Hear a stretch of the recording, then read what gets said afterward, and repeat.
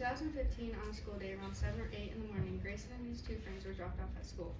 Grayson, Evan, Gavin, and Mason were all walking down the hall to the first grade building that morning when Mason had mentioned that he wanted to be called a bear. Grayson thought it was quite hysterical, so instead of calling him a bear, he called him a chicken because he was a very small guy. Evan thought this was hilarious and started pointing at Mason, calling him a chicken too.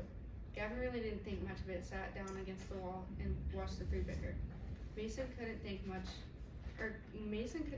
more of it, the name calling, and was so absurd that he grabbed Gavin by the neck and started choking him. Grayson and Evan had no idea what to do since they were only about 6 at the time.